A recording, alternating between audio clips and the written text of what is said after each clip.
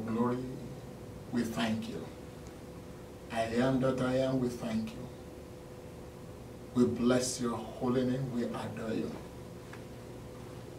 Father, take all the glory, take all the honor, take all the adoration, because you are the creator of all things. You are the maker, the beginning and the ending, the Lord God Almighty, El Shaddai. We bless your holy name, we adore you. We magnify you, Lord, in the name that is above every other name, the name that every knee bow unto, those in heaven, those on earth, those under the earth, bow down unto the name of the Lord Jesus Christ. Holy Spirit, have your way this evening. Take absolute control. You are the owner. You are the chief commander. You are the controller. You are the owner of this temple. You are the controller of this vessel. Holy Spirit, have your way tonight. In the mighty name of Jesus, visit your people. Touch every life tonight. In the name of Jesus, they wait and listen to your voice. As they listen unto you, unto your word. Holy Spirit, touch people's life tonight. Touch your people's life in the name of Jesus. Touch them in all the area of their need.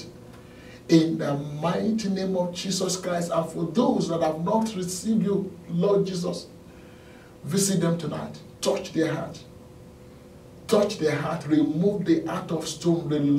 Replace with heart of flesh. Let your word, the Bible says that your word is a word not like fire. Is your word not like hammer that break rock into pieces? Every rocky heart, my Father, my God, every stony heart, Father, let them be broken tonight. By the power of your word, let them be broken tonight. Let your word have impact upon your people. As they listen unto your word, let there be transformation. Father, let there be transformation.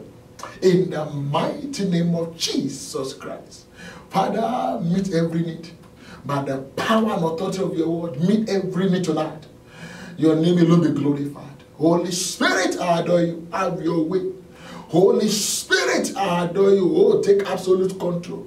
In the mighty name of Jesus, the Spirit of grace, the Spirit of glory, the Spirit of life, the Spirit of wisdom and understanding, the Spirit of counsel and might, have your way tonight. The Spirit of knowledge and of the fear of the Lord, I yield unto you and submit unto your authority. Oh, have your way in the name of Jesus Christ. Father, we bless your holy name.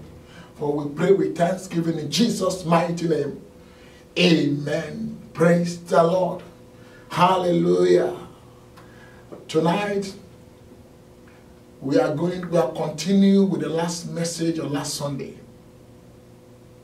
Never fall for the devil. Never fall for the devil.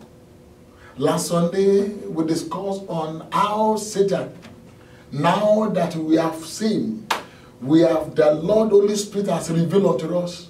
Because it's the Holy Spirit, the Spirit of the Lord that revealed, that give us the revelations. It's only by Him. The Bible says, is the Spirit of wisdom and revelation. The Spirit of wisdom in Ephesians chapter 1 is the Spirit of wisdom and revelation. That is the Holy Spirit. Is the one that helps us, that reveal, give us the depth of the word. We can't just read the word in the flesh, but when you are in the Spirit and you read the word of God, He will reveal deep things unto you. He will reveal deep things unto you. Tonight, we are going into the book of Exodus. As we spoke the last Sunday, that devil will like to negotiate. Now that you have known the truth, you have caught the revelation, the finished work of Jesus Christ at the cross of Calvary, by the precious blood, that sinless blood, that powerful blood, that victorious blood that is shed for us at the cross. We talk about the blood that gushed out from the head, from the back, from the hands, from the feet, and from the side, the fountain of life. That That is not, it's not just information. It's not. As people say, that is why the blood is not working for some people. Because when you say that just information and just story, it's more than that. It's the revelation. Catch the revelation. Tonight, we are going to pray with the blood of Jesus. As the Holy Spirit leads us tonight, I want you to catch the revelation, and you will see the impact, the power in the blood of the Lamb, in the name of Jesus Christ. We discussed last week in Exodus chapter 10, chapter 9, verse 28, how Pharaoh, which was the symbol, the type of Satan, of the devil himself, and Moses as the symbol of our Lord Redeemer, Jesus Christ. How Moses confronted by the power of the Most High God with those powerful miracles. But Pharaoh added his hand, that is the devil, and he tried to negotiate. He told Moses in Exodus chapter 9 verse 28 that, okay, I will let you go. I will release, I will let you go. But only that don't go far. Don't go far, don't go for a long period. That was the first, but Moses said, no, I don't have control over that. The Most High, who are going to serve, has control over it. Then later, he agreed. Okay, you can go. Then in chapter 10, verse 10, he said again that only men should go. The women, the wives, the women, and the children, they should stay. But Moses said, no, we are all going to serve our Lord. That is the devil. That is the way he negotiates with people, children of God. Don't that sin, just only one sin now. Don't worry. Don't worry. It's not, it doesn't matter. It doesn't matter. After all, you are not perfect. No, we discussed that one last week. We need the Holy Spirit. That's who we need. Is the Spirit of God, the Spirit of Jesus Christ himself in us. Is our helper. In the area of your weakness, in the area of my weakness, in the area of our struggling, let's take it to him. Let's take those struggles unto Jesus, unto the Holy Spirit. Is the Spirit of God, is the Spirit of Jesus Christ, is our helper. He will help you. Don't take it for granted. That is very dangerous. That is very dangerous. We all have weaknesses. The Bible calls it the work of the flesh, the sinful acts. But we call it weaknesses. Okay, whatever need we give it. But the Bible says is the work of the flesh, sinful acts. Galatians chapter 2, verse 19, chapter 5, verse 19. And we have a lot of them. But which way? Whether sinful act, whether work of the flesh, whether weaknesses, take it to the Holy Spirit. Area of your struggle, take it to the Holy Spirit, my brother and my sister. Don't take it for granted. The Bible says is the Spirit of grace. We are talking about grace. That is Spirit of grace, the Holy Spirit, God himself. And is ready to help you. Whatever situation you may be, whatever weakness it may be, whatever sinful act it may be, whatever bondage it may be, when you humble yourself and you invite him, he will take control. And by the time you realize it, I've done it and I know how he has helped me. He's still helping me. He will help you. He's our helper. Connect to him. Bow down unto him. Invite the Holy Spirit to your life. Let it take care of those conditions. If it is still lying, if it's backbiting, there are so many. There are so many in our lives. Every individual has his own line of weakness. But when you take it to him, he will help you. The Satan will negotiate. Let me go back to the message. Satan will negotiate. He will tell you, it doesn't matter. Just only one area. It's just you are not perfect now. That's your area of your weakness. Don't matter. Please take it. God wants us to be blameless. He wants us to be blameless without wrinkle. without wrinkle, without wrinkle, without spots. That is what God wants. And it's very, very possible when we take it to our Lord, when we take it to the Holy Spirit, that precious blood will cleanse us, will cleanse us. In whatever area you have been struggling, and Satan is negotiating, say, no, just continue. Tonight, in the name of Jesus Christ, the power in the blood of Jesus Christ will deliver you. In the mighty name of Jesus Christ, the power of Holy Spirit will deliver you. Any bondage, any yoke in your life, by the power of Holy Ghost, you are set free. Because in Isaiah chapter 10 verse 27, Isaiah chapter 10 verse 27, he said, today, this day, today, the burden shall be lifted from our shoulders, and the yoke shall be removed from our necks, and those yokes shall be destroyed by the anointing. That is the power, the fire of Holy Ghost. Every yoke, every bondage, every struggle, every weakness in your life tonight, by the anointing, they are destroyed in the mighty name of Jesus Christ. Brethren, Satan, I'm going back to the message. Satan was negotiating. As I said, Pharaoh is the type of the devil.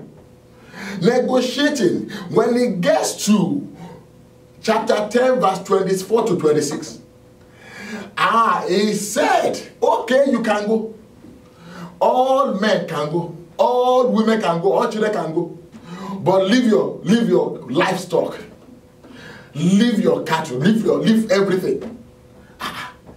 But, you know, I love that area. And I would like to read again what the answer of Moses to Pharaoh. Verse 26. Exodus chapter 10 verse 26. He said, our cattle also shall go with us. There shall not an hoof be left behind. An hoof be left behind. Hoof is just like it's at the foot of the animals. Can you imagine that? It contains keratins. He said the hoof will go. The hoof shall not be left behind. Can you imagine that? That is what the Lord Jesus came to do. And that is the core of the message tonight, brethren. Jesus, our Lord, came to this sinful world. Why? To save all men. The Bible says, whosoever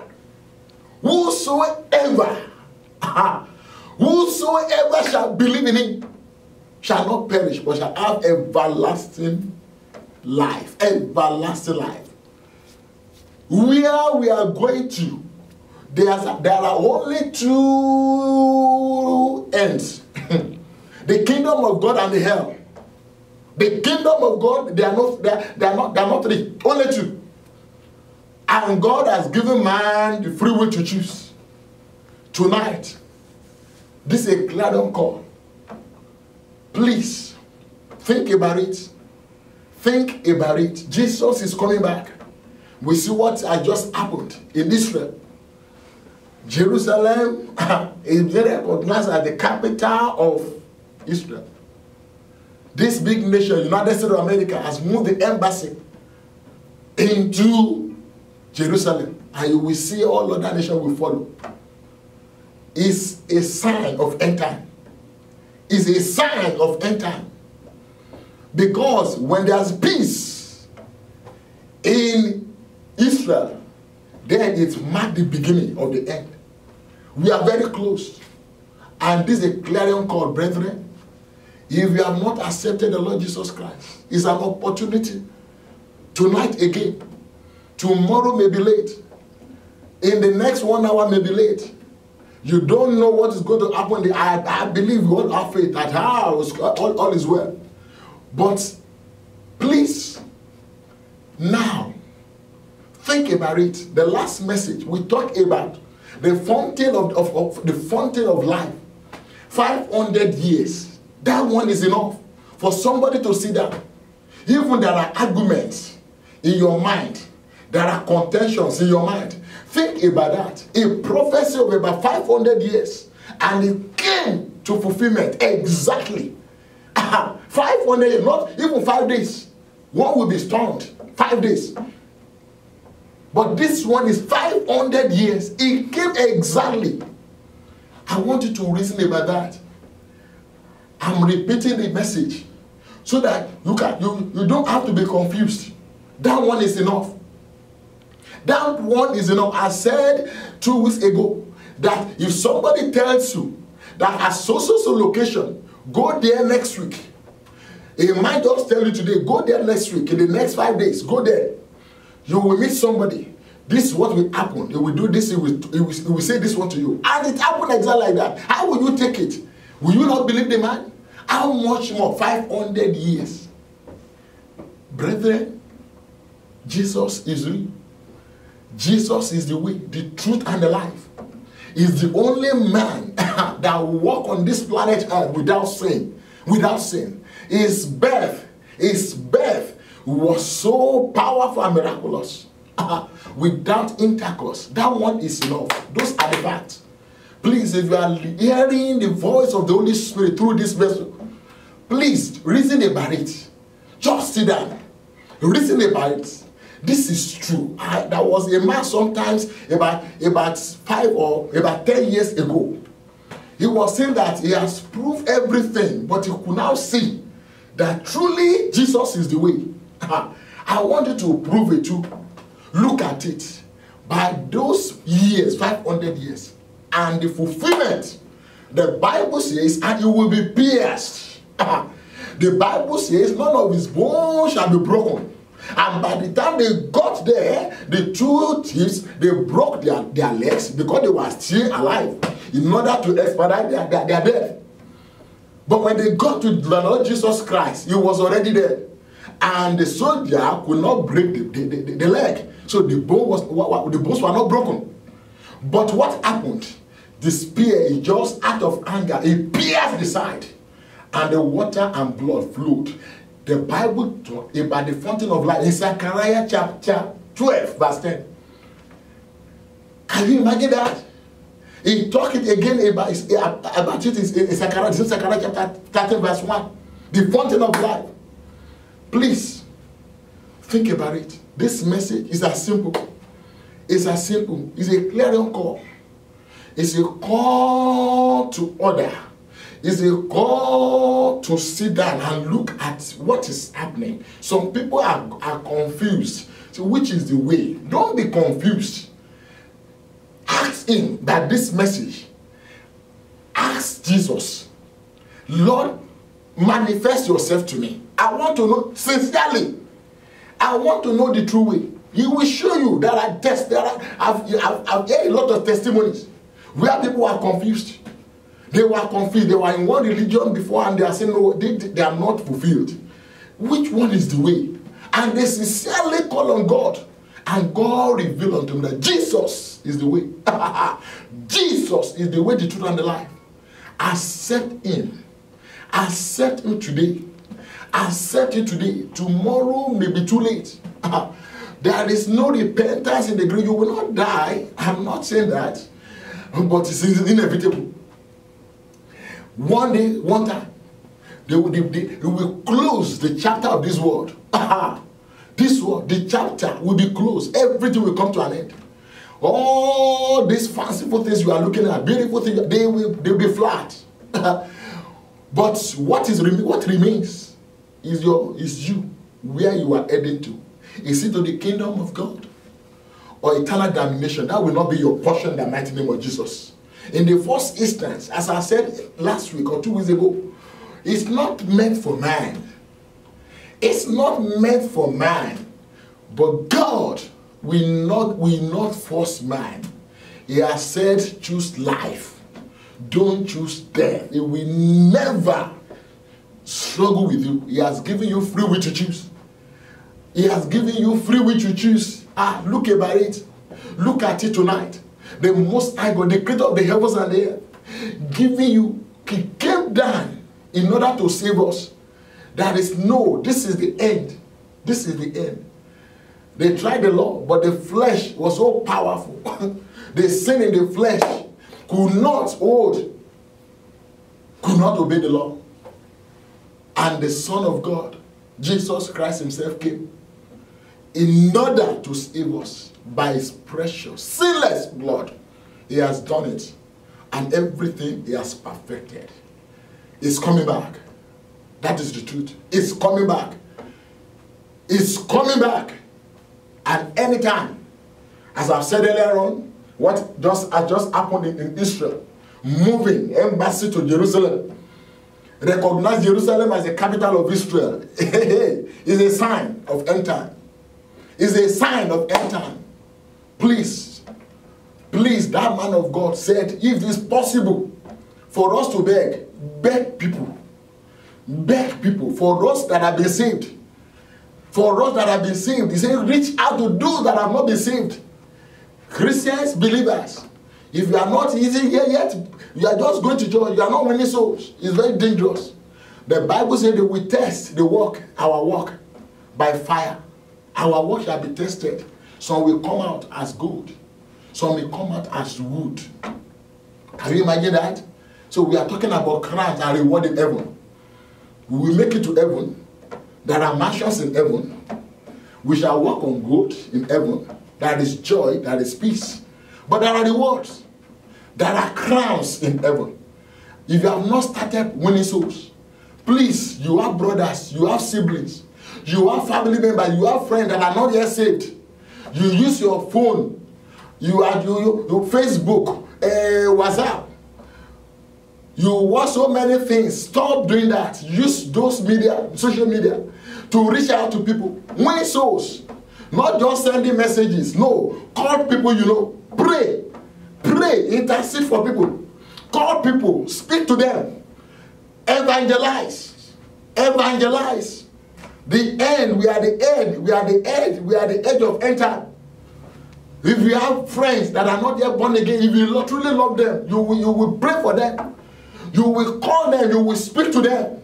Your one is to speak. Leave the rest for Holy Spirit. Leave the rest for Holy Spirit. But make that step from tonight as you are ending this message. Not just going to the church and be sitting in the church.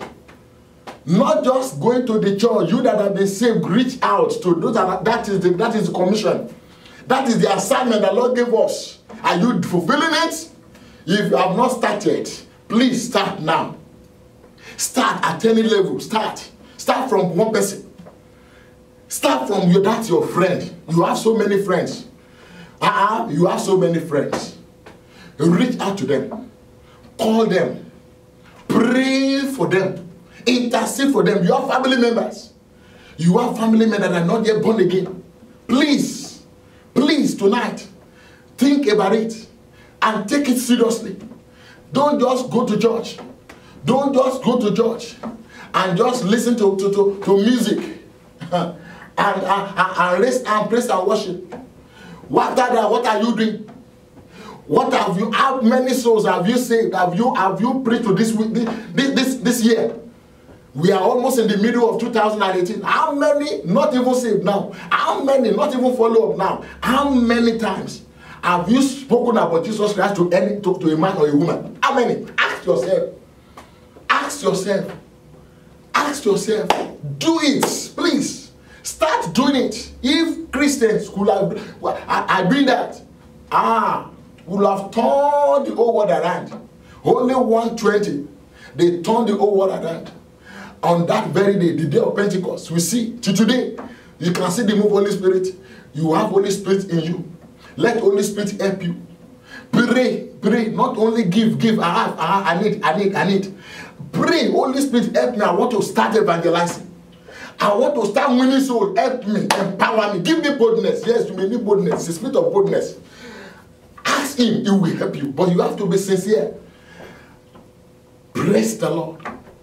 And my brethren, if you are watching this ministration tonight, and you are not giving your life unto Jesus Christ, or you are not even sure, you have been going to church, you are not even sure whether you are saved or not, tonight is an opportunity. You have to be sure of your salvation.